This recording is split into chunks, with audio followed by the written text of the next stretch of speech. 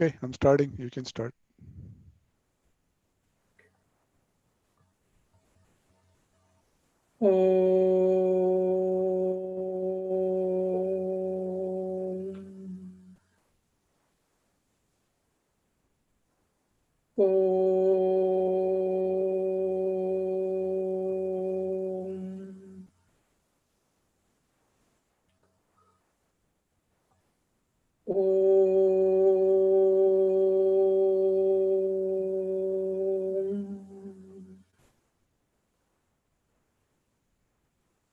ॐ सहना भवतु सहनौ भुनक्तु सह वीर्यं करवावहै तेजस्विनावधीतमस्तु मा विद्विषावहै ॐ शान्ति शान्ति शान्तिः ॐ श्री गणेशाय नमः ॐ श्री सरस्वत्यै नमः ॐ श्री गुरुभ्यो नमः सदाशिवसमारम्भां शङ्कराचार्यमध्यमाम् अस्मदाचार्यपर्यन्तां वन्दे गुरुपरम्पराम् श्रुतिस्मृतिपुराणानाम् आलयं करुणालयं नमामि भगवत्पाद शङ्करं लोकशङ्करं शङ्करं शङ्कराचार्यं केशवं बादरायणम् सूत्रभाष्यकृतो वन्दे भगवन्तौ पुनः पुनः ईश्वरो गुरुरात्मेति मूर्तिभेदविभागिने व्योमवद्व्याप्तदेहाय दक्षिणामूर्तये नमः समस्तजनकल्याणे निरतं करुणामयं नमामि चिन्मयं देवं सद्गुरुं ब्रह्मविद्वरम् मूकं करोति वाचालं पङ्गुं लङ्घयते गिरिं यत्कृपातमहं वन्दे परमानन्दमाधवम् परमानन्दमाधवम् रूपं दृश्यं लोचनं दृक् तद्दृश्यं दृक्तुमानसम् दृश्याधिवृत्तयः साक्षी दृगेव न तु दृश्यते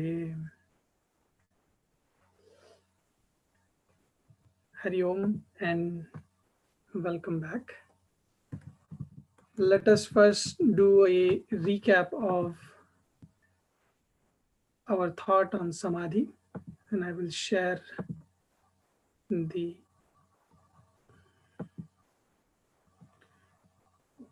I need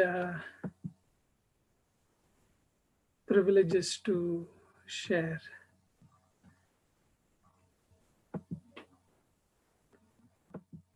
You should have it. Okay. So this is the chart of our Samadhi. And Samadhi is of 6 types. 3 internal, 3 external.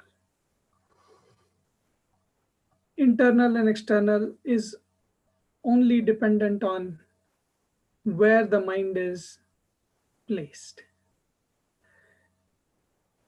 So let's just quickly look at all 6 of them and then we will move forward. The internal is divided into 2. One is Savikalpa, other is Nirvikalpa. Then Savikalpa is again divided into 2. Drishyaanuviddha, Shabdaanuviddha. And the same way it happens in the external, Bahi. Drishyaanuviddha, Shabdaanuviddha, and Nirvikalpa Samadhi. Now in this, Savikalpa Samadhi is with effort. It requires us to practice. It requires us to hold our attention. And Nirvikalpa Samadhi is effortless. We no longer have to hold the thought, because mind has become so subtle, mind has become so thin, that it naturally goes into the nature of the self. So one is with effort, savikalpa is with effort, nirvikalpa is without effort.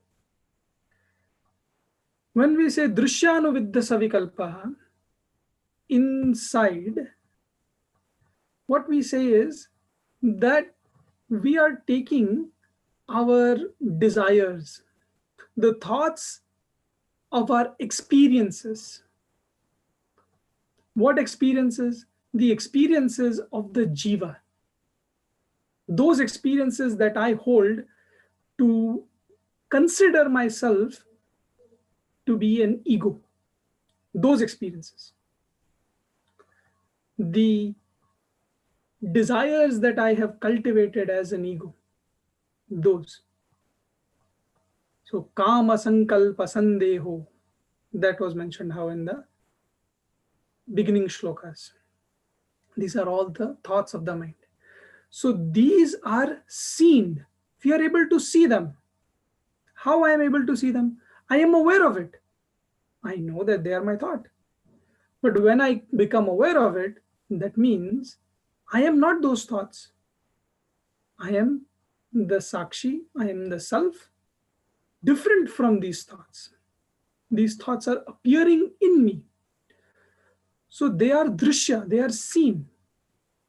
And because they are seen in this practice of samadhi, I disregard the seen and I stay with the Sakshi. I stay with my true nature. So the moment one thought comes up in my mind, I am only focusing on the awareness.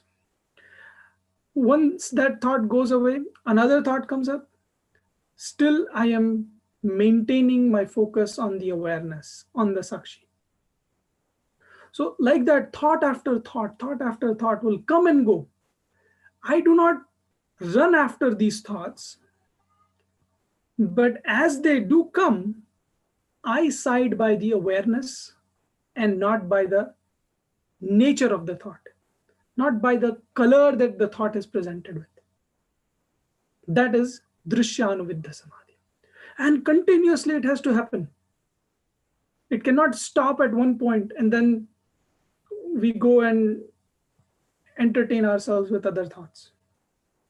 No, it has to happen consistently, continuously, without stop. Then it is samadhi.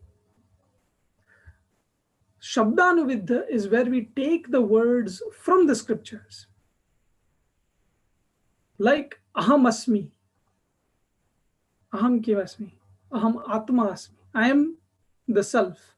When I take this words from the scripture, asangaha, detached, shuddhaha, pure. These words are given as a description of the self. And when I simply focus on these words and draw my attention towards the awareness, that is Shabdanuviddha Savikalpa Samadhi. So the words that point to my inner nature as the self. And Nirvikalpa Samadhi is where you give up the words also, and you give up the seen objects also. Not the objects, the seen desires, the seen thoughts of the mind. You give all of that up. What do you mean you give it up? It is not by the will that we give it up. It's not our will that we are giving it up, because our will is there right now. Who wants to carry around with them a bag load of sorrows and troubles? Nobody wants. But why can't we just drop it? Why can't we just say, okay, I drop all these desires, I drop all these things, and I want to just be with Brahman, or I just want to be with my own nature, the Atman. Why I can't do that? It is because this dropping is not so simple as just dropping a luggage. I have become so attached with the ego. This ego itself has become so attached that it doesn't want to let go. So, this practice is allowing us to loosen that, to make it weaker, and then it drops. So, it is happening automatically that the drishya and the shabda are dropping automatically. I cannot put effort there. So, all I am putting effort is towards abiding in the nature of the self, either through the seen objects or seen desires, or either through the words of the scriptures. How is Bahihi, how is the external samadhi different? So, in external samadhi, the difference is simply that when we say Drshyanuviddha, there we take Yasmin Kashminscha Vastuni. Take whatever object comes to mind, whatever object, doesn't matter. For some reason, a banana comes to mind. Take banana. And when you get banana, then you separate the name and form from that banana. So when you separate name and form, all you are left with, it is, it shines, it reveals itself, and it has the ability to give bliss. It's not giving, the object is not giving bliss. The object has inherent capability of giving bliss. So it's potential in it. And that aspect is what we call as the Ananda aspect. So Sat Chit Ananda is what we focus on, and we disregard the Nama Rupa. So when we say Drishyanuviddha Bahihi Vikalpa Samadhi, whatever object comes to mind, all I focus on is this name and form is false. But the Asti, Bhati, Priyam, that is the nature of Brahman. This is the difference. In the Drishyanuviddha Antaha Savikalpa Samadhi, I say this is me, Atma. When the thought comes to the mind of any object, I say all of this name and form is false, but Asti Bhati Priyam is the nature of Brahman. It is the potential, it is the nature of the reality. Drishyanuviddha Savikalpa Samadhi. So what is Shabdanuviddha Savikalpa Samadhi? Again, we take recourse to what is described by the scripture of Brahman. So Brahman is Akhanda, Ekarasa, Satchidananda Lakshana. Like that, scripture tells us, and I take those words and I focus on Brahman this way. Brahman is of this nature, unbroken, not ever divided by space, time, object. Of this nature is Brahman. This way I simply focus on the thought of Brahman. That is Shabdanuviddha Savikalpa Samadhi. And Bahihi Nirvikalpa Samadhi is where the thought drops of the Drshya and Shabda, and there's a Stabdhi Bhava. One has become astonished. The astonishment is that the nature of this Brahman is my nature. Brahman is not somebody different. This is who I am. So the feeling that is there, the experience at the time of Bahihi Nirvikalpa Samadhi is, I was disregarding these objects and saying that Brahman is of the nature of Akhanda. And I finally come to know that that Brahman which is Akhanda is my nature of Atman. And there the experience is Aham Brahma Asmi. And that is the Stabdhi Bhava. That is that astonishment. How am I this Brahman? Not a question, how am I this Brahman? But an astonishment. Oh, I am this Brahman.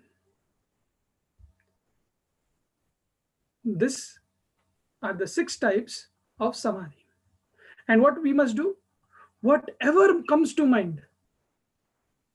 If you are doing, say you start off with Antaha Savikalpa Samadhi Drshyanuviddha. So inner object, following the object, you do Savikalpa Samadhi. All of a sudden, some thought comes of the object of the world outside. You switch over to Drshyanuviddha Bahihi Savikalpa Samadhi. There is nothing wrong in that. The idea is that in whichever way we can hold our thought in the reality, in the nature of the self, that is what counts. So put our effort there. And then the author says that in this way, spend your time, nirantara, continuously, without break, without pause. Spend your time this way. So this is what we saw, is that different types of samadhi. Now, what is the result of this samadhi? Without the result, we would not even want to practice samadhi. So therefore, now the Guru gives us the result of this samadhi. So let us take a look at that.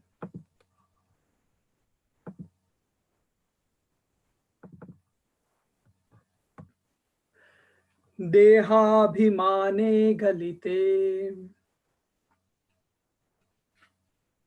Vijnate Paramatmani Yatra Yatra Mano Yati Tatra Tatra Samadhayah. Dehabhimane galite Vijnate Paramatmani Yatra Yatra Mano Yati Tatra Tatra Samadhayah. So the result is Deha Abhimanaha Galitaha.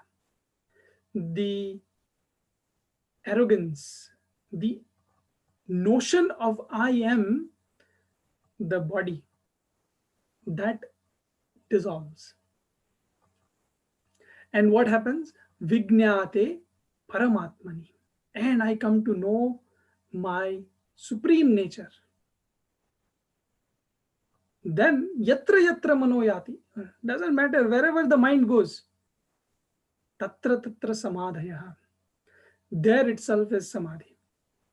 This is the state of perfection. That doesn't matter where the mind goes. As long as we have dissolved our ego and have realized the self, there itself is samadhi. So what does this idea mean?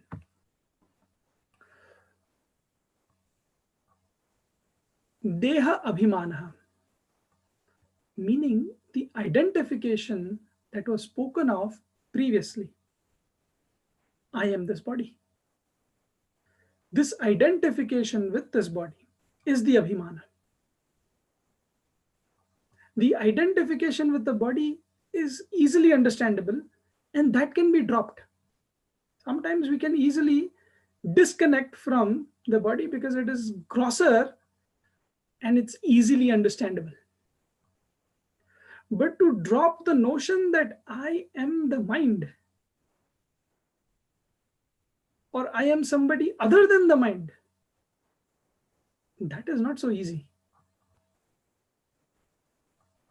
And this has become Galita, has dissolved. Meaning this has become falsified. How do you explain falsified? You know a rope. in India we make those rope from coconut hair. So those ropes, they're very strong, and they use it for like heavy lifting and stuff. If you take that rope and you burn it, just lay it on the ground and you burn it, it will change color. You don't touch it, you just burn it. You don't touch it and it changes color. But the grooves around that rope are just intact. They look like it is a real rope. But then if you try to pull on it, all you get is nothing but ash in your hands. Similarly, is this dissolving of the ego. For the outer world, the ego appears to be real. The ego appears to be working. The ego appears to be ignorant.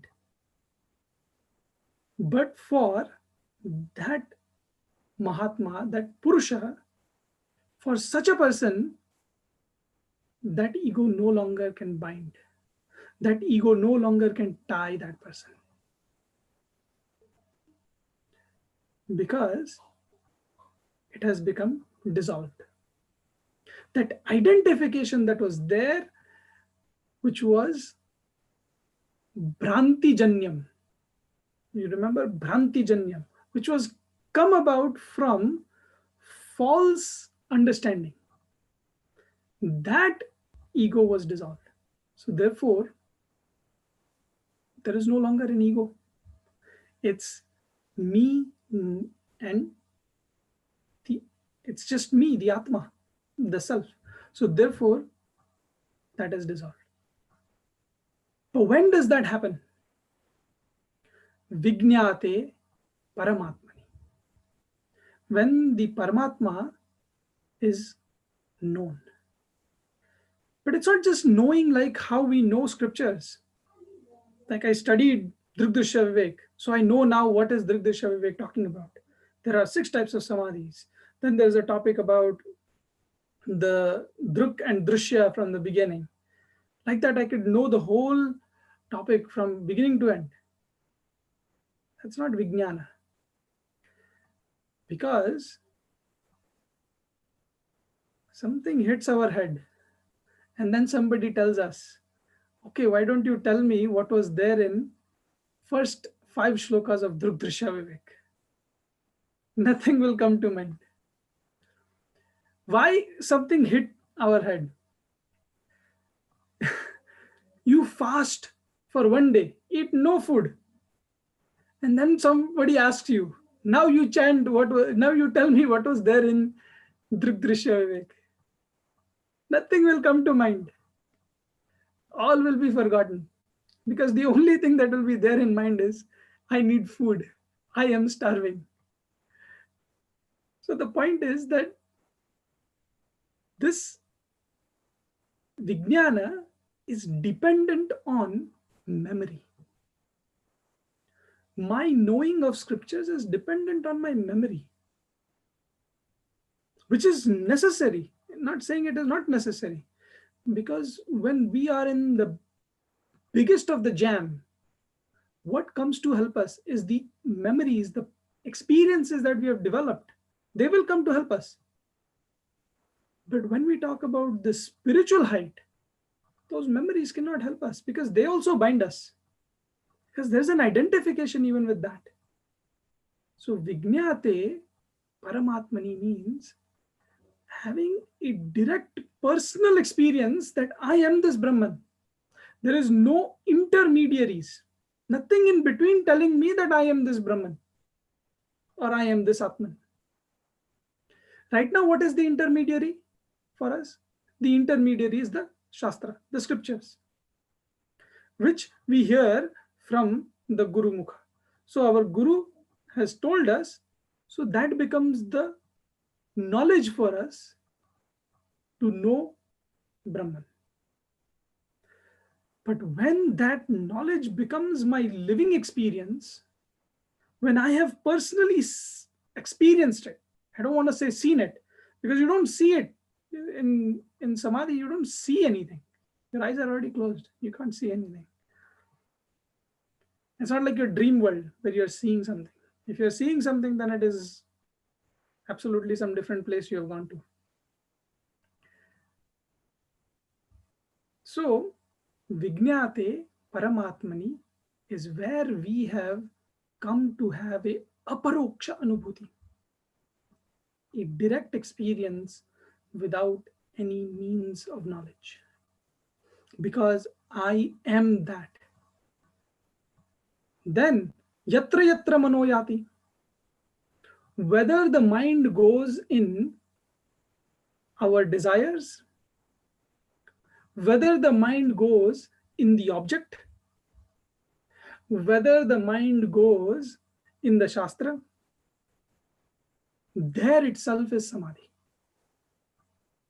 Because what is happening? The emotional mind, the mind at the surface level, that itself is contacting with the world. But the inner experience of the person is, I am not this.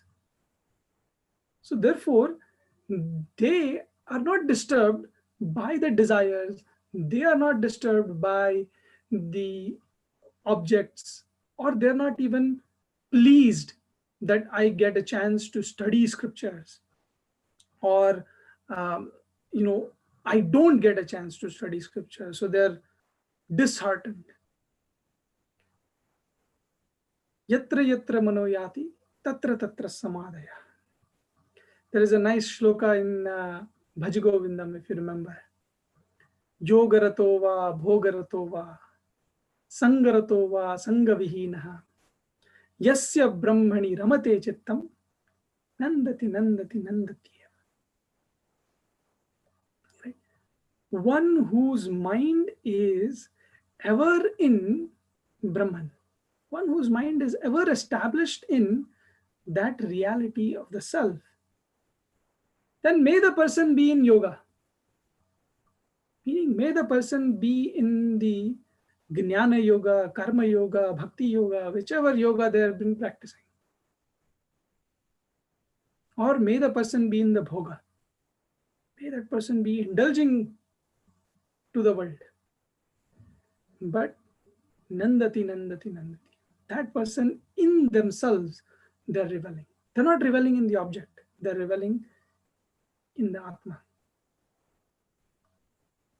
This is the benefit of Samadhi. And now the final shloka. What is the benefit hereafter? One is, in here they will always enjoy samadhi. What is the benefit hereafter?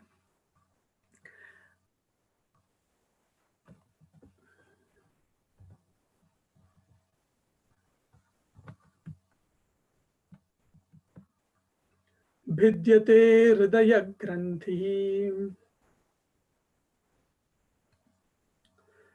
छिद्यन्ते सर्व संशयाः क्षीयन्ते चास्य कर्माणि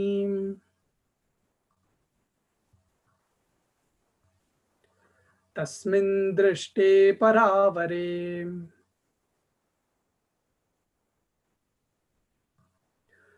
भिद्यते हृदय ग्रन्थिः छिद्यन्ते सर्व संशयाः क्षीयन्ते चास्य कर्माणि तस्मिन् दृष्टे परावरे.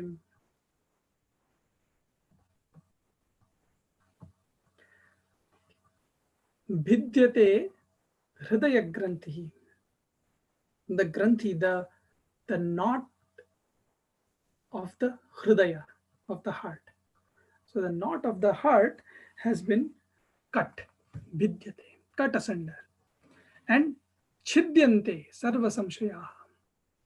And all the doubts have been, obliterated, cut into pieces, made into different pieces. or resolved, because there are doubts, so they are resolved. Kshiyante cha asya karmani. The person's karma also decrease, decay. Tasmin drishte paravare. When upon knowing that Brahman, upon knowing my nature as that Brahman, at that time all of these will happen. So first, vidyate hridaya granthi, the knots of the heart. What is that knot of the heart? So the knot of the heart is nothing but our ignorance. The greatest thing that is tying us, and that is this idea that I am ego, I am the body, I am the mind, I am the intellect. This notion, where do we find this notion? If we were to say, if we were to break all of this down, like in our personality, where do we find that there is something having problematic? Like, where do we find that there is a problem? And that core of our personality is what we call as the heart. Who we say we are, we're not talking about the physical heart. That's not the core of our personality. But the idea of heart is coming from this point that it is the core that makes who a jiva is jiva. And that, when has been destroyed, then that core alone makes the person gnani or the Mahatma. So that core has itself been changed. So bhidyate hridaya granthi, that notion has been destroyed, eradicated, removed. No longer the vasana grasta jiva, but I have been liberated, freed from those vasanas, freed from those ignorant desires. And chidyante sarva samshaya, all the doubts have been removed. So if we remember, what are the doubts?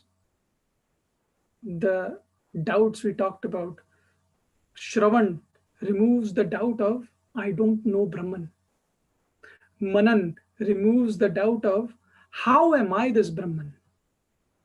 And Nididhyasan removes the doubt of I don't experience myself to be Brahman. All these three doubts are removed.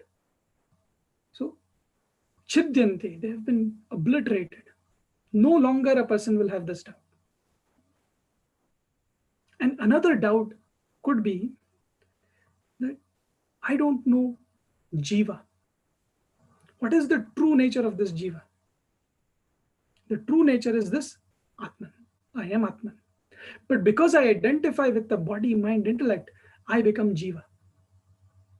There no longer is a doubt whether I am a jiva or whether I am an Atman. It is very clear. I am the Atman. Personal experience, no conviction necessary. Who is jiva? Jagat. What is this Jagat? What is this world?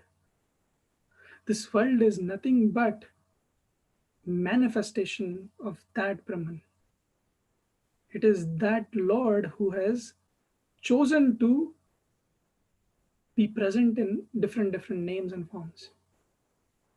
So it's no longer a confusion that this object exists more independently than Brahman. Sure, the object exists, but its existence is not independent.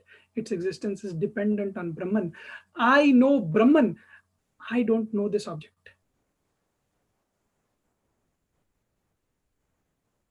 This way, Jagat is also known. And third is Ishvara. So doubt about who is Lord, who is this Bhagwan, that also is answered, that Bhagwan is nothing but that Brahman who has decided to grace me with this knowledge. Without that Ishvara's grace, without that touch, the knowledge that I had can never be. So Ishvara is that with deepest sense of compassion. That is the Lord.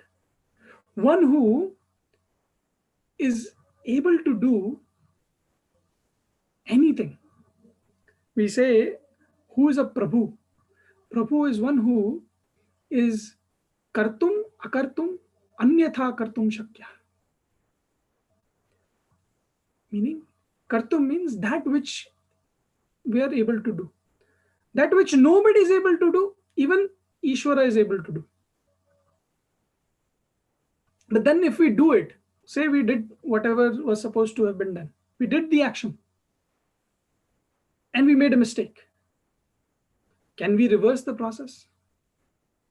No, it's not in our hand. We did the action, so it has to happen. Ishwar has the ability to undo. Akartum. Undo what is to be done. And that which is not possible also is possible. Anyatha kartum. To do something that is not even imagined. This is all held by this Ishvara, meaning there is a complete reverence for the divinity, the totality. And that totality is nothing in its own nature as Brahman. So this is also known. So all the doubts that are there of who am I, who is this world, what is God, all of it's removed. Kshiyante cha asya karmani. Such a person's karmas are decayed. What karmas are we talking about? So the karma means the sanchita, agami, and prarabdha karma. Now we have heard this many times, so I will not go in much detail about it. But sanchita is the actions that I have done at this moment to any actions before all the previous births. All of them get added to my sanchita. When I take birth, that time begins my prarabdha. So from sanchita, I took a portion out and I am now using it as prarabdha. But what happens is, any action I do now, the result that I don't get now gets added to sanchita. And agami is any action that will happen in future by this embodiment, by this body, this mind, the intellect, that will hold result. That is agami. Future results to come, the future joys and sorrows to come. All of those. In this, the sanchita and agami are destroyed that moment itself. The moment of knowledge, all our past actions, the past karma, they all are gone. And also, there is no agami. There is no future action to come. Because where will the future be put to? Where will you go and put the karmas? Because the bank which we had, that bank, I disowned. I disassociated with that bank. So I no longer want to transact with the bank. So therefore, I have no account to put it in. Therefore, the moment a person, the jiva, disidentifies with the jiva hood, that moment itself, the sanchita and agami are destroyed. What happens to prarabdha? So prarabdha, we say, is the arrow that has been shot. from the bow and it is going towards its target. So, because it has been shot, we cannot do anything but to exhaust that prarabdha. What do we mean by exhaust? Whatever joys and sorrows come on our way, we readily accept them. If sorrow comes, take it with titiksha. That is how Bhagavan mentions in Bhagavad Gita chapter 2. Tam stitikshasva bharata. Those have to be forbear. And it won't even feel like forbearing. Because once you realize what sorrow, there is no sorrow. And when joy comes, nabhinandati, one is not overjoyed that a person is jumping up and down by that joy. Therefore, prarabdha, you just live through. Whatever joys and sorrows come, you live through them. And once they have also finished, then a person attains videha mukti.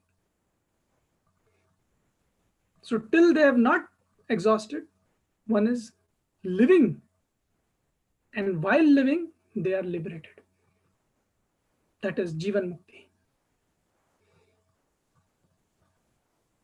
When does all of this happen?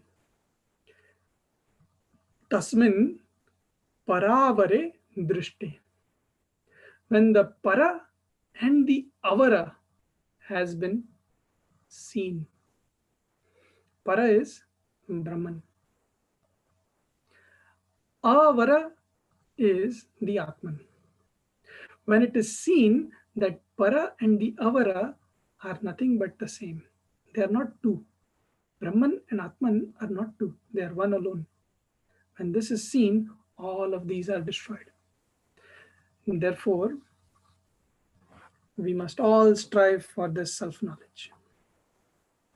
This becomes the message of Drshya Viveka. And this concludes our topic of Drshya Viveka as well. We pray to Puja Gurudev and Bhagwan for the blessings, and may this knowledge ever stay with us. As we practice the knowledge, may we not become arrogant that I have learned something and I become more attached to my ego. May this help us in freeing ourselves from this world. If there are any questions, we can go through those questions now.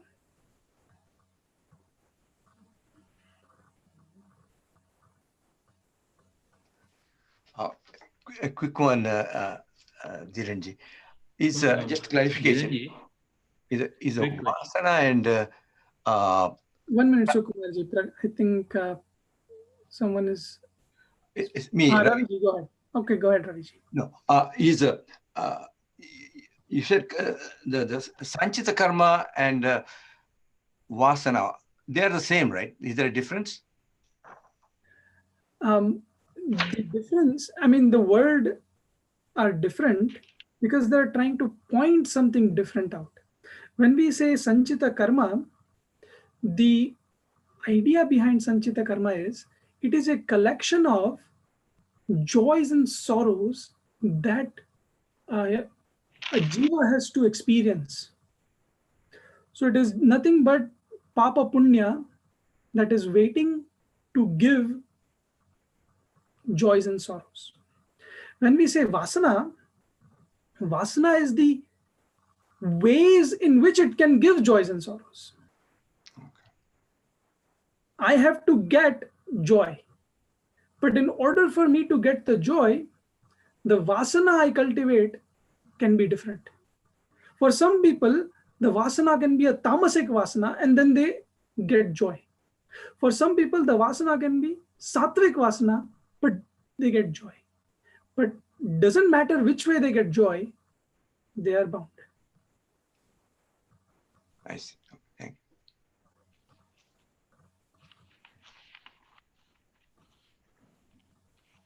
So, Dhirenji, can you just explain a little bit more? When you are in Nirvikalpa, what is the difference between Bahihi and Anta? Because it's effortless, right? So it all happens Yes. In inside. Nirvikalpa, So, in Bahihi Nirvikalpa and in Antah Nirvikalpa, there is no difference. The difference is how you got to the Nirvikalpa Samadhi. If the practice or the effort was focusing on me, the Atma, I am the self.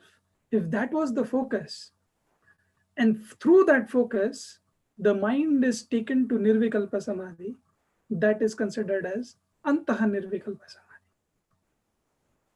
But if the focus was on the external object, and through that one is taken into Samadhi, the complete absorption, that is called as the Bahihi Nirvikalpa.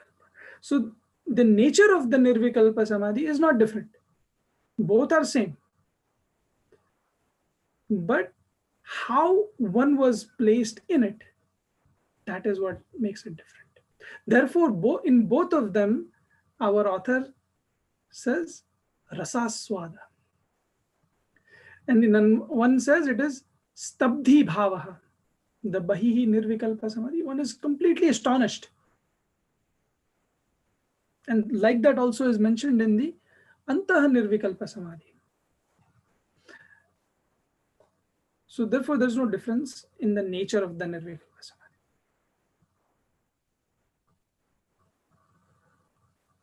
even that can apply to the Shabda and Drshya, because once you get to Samadhi, there won't be any difference. It's just how you get to it. There is a whether difference in Shabda and Drshya. whether you do, the same would apply to the Drshya.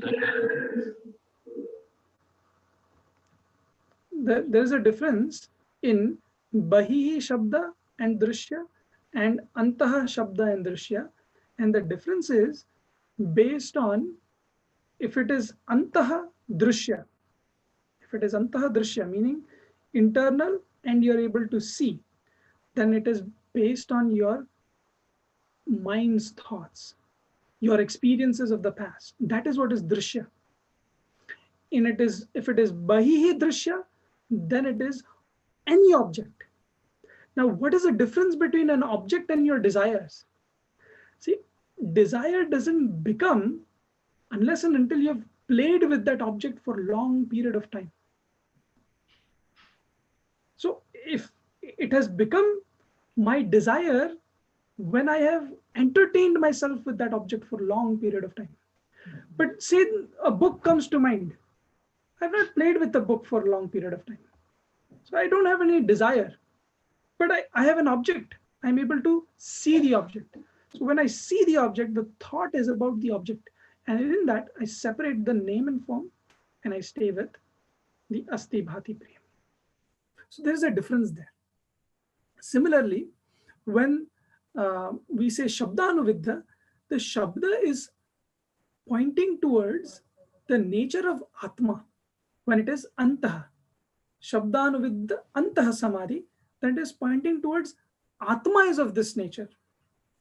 When it is Shabdanuviddha Bahihi, then it is pointing towards Brahman is this way. Brahman is Akhanda, Brahman is Sachidananda, Brahman is Ekarasa. So it is focused on Brahman. But the end result that comes about from it are the same. Okay.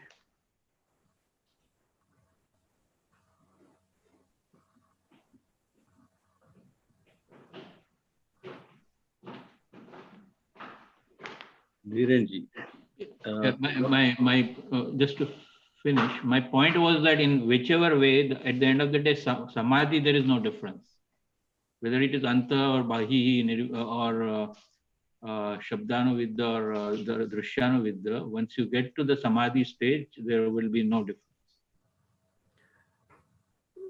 You're correct, but only when you get to the state of Nirvikalpa Samadhi. That's what you're trying to point out, is when you get to Nirvikalpa Samadhi, then there will be no difference. But when you're putting effort, in your effort, there is a focus, and that focus will matter as to what the mind is being focused on. And that's why it is different.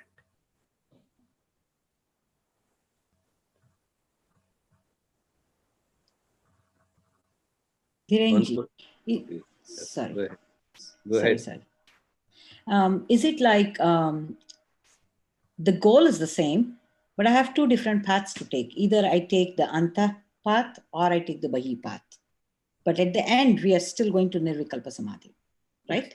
So I'm focused on external objects, or I'm focusing on my own mind to realize Brahman. Yes, correct. We're saying that I will not give any chance to the mind to escape from different ways. Mm-hmm. If I cannot put my focus on the desires, I will go to Shabda. Mm-hmm. If I can't focus on Shabda, I will go to any object. Mm-hmm. But I am going to get this mind to absorb in the reality. Mm-hmm. So, but that is Savikalpa. Savikalpa, yes. Right. But so at the end, is there a difference between Savikalpa Samadhi and Nirvikalpa Samadhi at the end? Because at the end, till it is Savikalpa, there is a difference. The moment it changes to Nirvikalpa, then there is everything ceases. Yeah, everything ceases at that point. Correct, because then there is no mind. Mm-hmm. No mind. On the seat of meditation, when I sit and say aham drak continuously, without giving any response to any of the thing, outside world or inside world, say I am drak. That's what I have to chant all the time and establish that. That is the ultimate reality, right? Yes. Yes.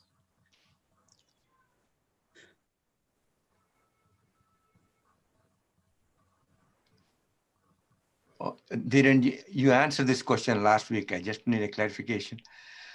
Just a difference between the deep sleep state and the Nirvikalpa Samadhi. I think you, if I remember, you said in deep sleep state, there are no thoughts and you are not aware that there are no thoughts.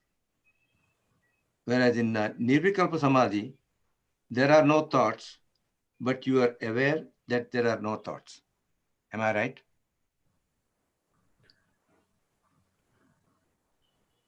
No. Repeat that thought one more time of the deep sleep.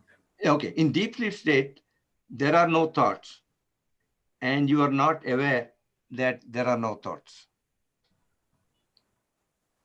Okay. Yes, that is correct. Simply the awareness is, I don't know anything. So yes, there are no thoughts. Whereas in cervical, But when is that experience?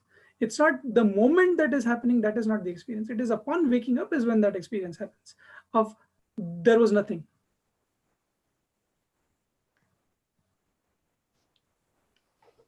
But in Nirvikalpa, you are aware that there are no thoughts. No. You are also not aware that there are no thoughts, but you are aware that you are there. Self-awareness. You are aware that you are there. In deep sleep, you are not aware that you are there.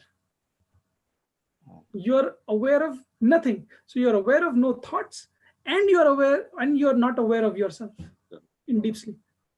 In Nirvikalpa Samadhi, there are no thoughts, but you are aware of yourself. So there is that difference.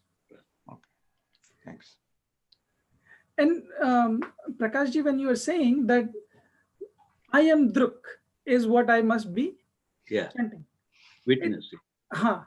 When you say chanting, it is the understanding that is flowing through you. Okay, Right. It is the understanding. It is not just verbal japa chanting. No, Right.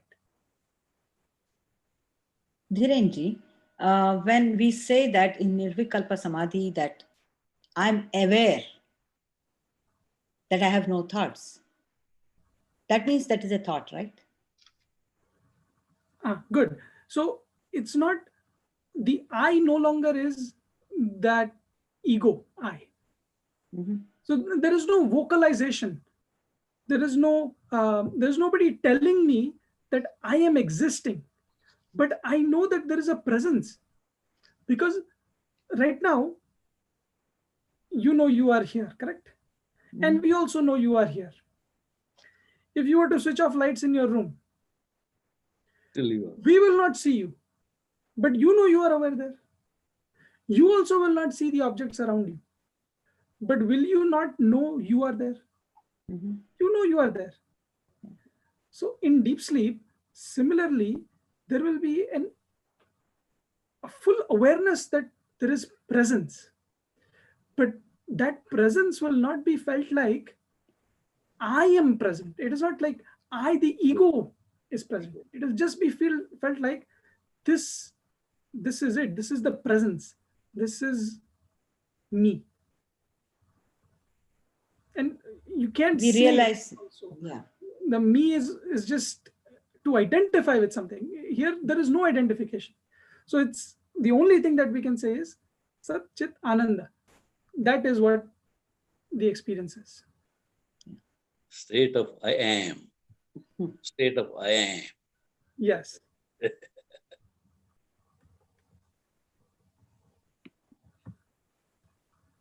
Dhirenji, I have Yes.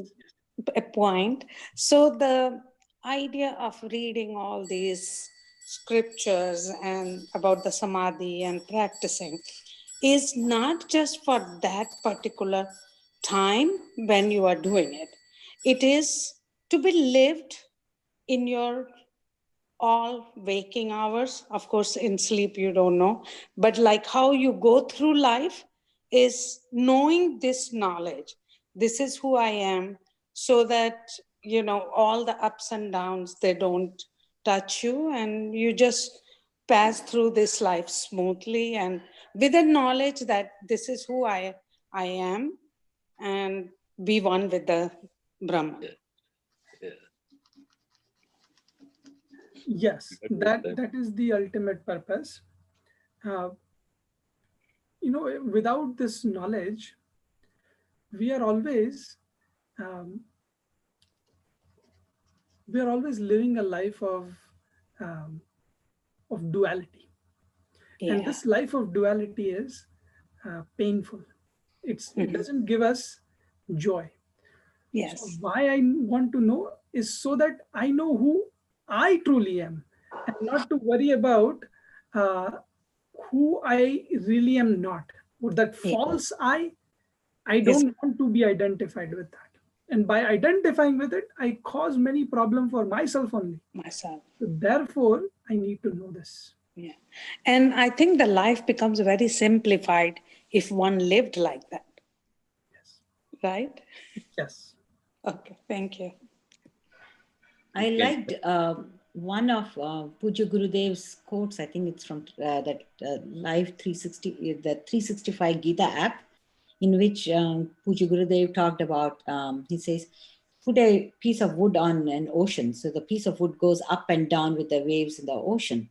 So you don't want to be like that piece of wood, but you have to be like the lighthouse, which stands so still. So you have waves coming and hitting it, but the waves die, but the lighthouse still stands there and illuminates everything there because it's firmly rooted to its ground. So how beautifully he explained that. So it's like we have to stand firmly based on our scriptures. So nothing will sway us. Correct. Right. And Gurudev only said, right? Yeah, First you understand. Yeah. No. Like this idea Gurudev said is, first you understand, then you stand under. Yeah. Yeah. Only he had these ways of explaining. Oh my Correct. gosh. Yeah. What did he say? First you understand, then what? Then stand under.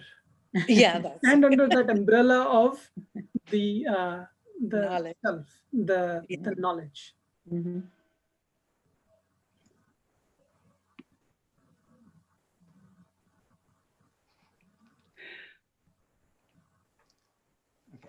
Just one.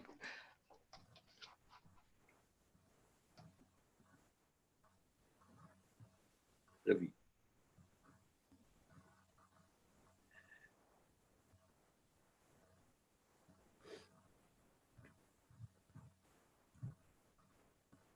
Okay. So, as our tradition also is that after any yajna, anybody who would like to donate as their capacity and as their devotion, there is no mandatory thing. So whatever you feel like, you please donate, and I will share the link with everybody. So you can just do virtual whenever possible for you.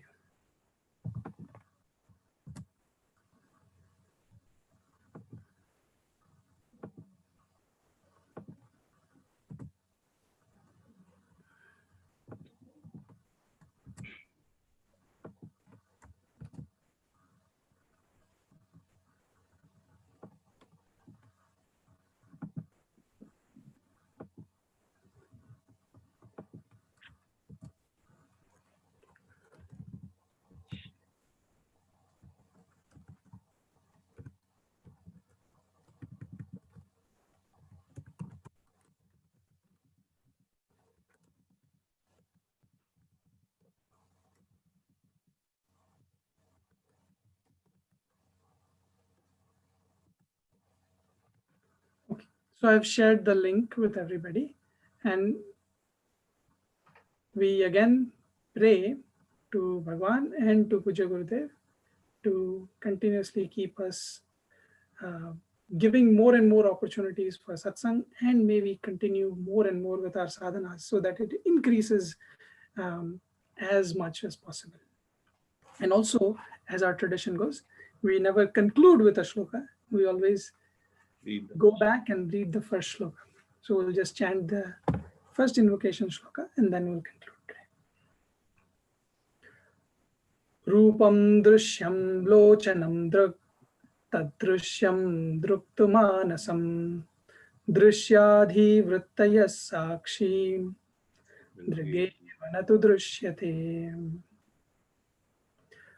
Om Purnamada Purnamidam Purnat Purnamudachyate Purnasya Purnamadaya Purnameva Vashishyate. Om Shanti Shanti Shanti. Hari Om Shri Gurubhyo Namaha. Hari Om. Thank you, Dhirenji. It was really Thank informative. Thank you. Hari Om. Thank you. Thank you so much, Dhirenji. It was It was really a nice. wonderful Thank you. time, and I really enjoyed, being here. It was Thank you. a very good way to see everybody from our Badri congregation. What is the next text? That's what I was asking. What is the next text? So for now, I have not decided yet and don't know yet. But right now there are different classes happening on different days. So I was planning to take a little break and then after a little while to start again sometime. So I will let everyone know at, Badri when we can do another one. Suggestion, Drshya, no, Aparokshanubhuti. Yeah, that's what I wanted to ask too. That's what even I wanted to ask. Yeah, that is a very good text. Again, Yeah. Adi Shankaracharya ji. Yeah. If time permits and then we have the availability, I will let Badri know and then we can plan. Okay. Thank you. Hari Om. Thank you. Thank you. Hari Om. Thank you so much. Hari Om, Dhirenji. Hari Om, Dhirenji. You